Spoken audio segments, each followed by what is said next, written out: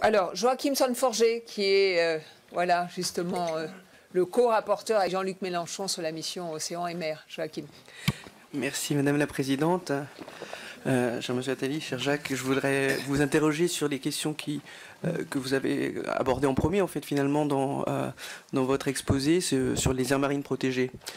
Parce que on avait choisi avec Jean-Luc d'en faire un peu le fer de lance de ce rapport qu'on est en train d'établir, les questions écologiques, la lutte contre la plastification des océans et les aires marines protégées.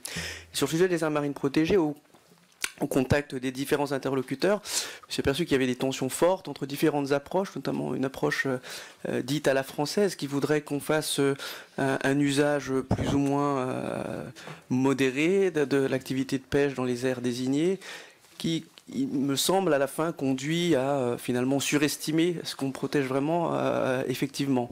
Et une autre approche qui est celle qui est menée notamment par certaines ONG, comme l'ONG Pew, que vous citez aussi dans votre livre, qui a une approche peut-être un peu plus radicale, qui est considérée trop radicale par l'approche dite à la française, mais de constituer de grands espaces relativement sanctuarisés contre toute activité de pêche, ce qui permet néanmoins d'arriver à tenir de manière plus effective et plus rapide les objectifs d'Idaichi et nous d'autres objectifs qu'on s'était mis sous la forme du Grenelle de la mer qui ne sont pas aujourd'hui obtenus.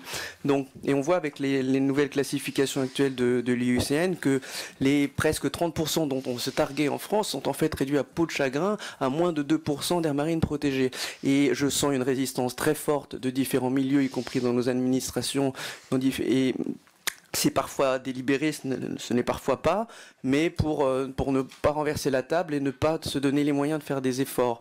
Ça passe par des moyens qui sont de décrédibiliser les ONG comme Pew ou comme d'autres, et ça passe par simplement de dire on peut rien faire quand il y a une activité de pêche très forte parce qu'on lutterait contre notre propre économie. Or, il semble qu'il y ait des territoires où l'on puisse vraiment faire quelque chose de manière plus effective dans les TAF et ailleurs. Alors, je voudrais un peu votre avis sur qu'est-ce que vous pensez comme stratégie. Faut-il aller vers une stratégie bien plus forte ou faut-il en rester sur la conception actuelle? Merci. Merci beaucoup, Monsieur le Monsieur Forget, cher Joachim, je pense que la réponse est évidemment la plus radicale. Je suis hostile à la stratégie des petits pas.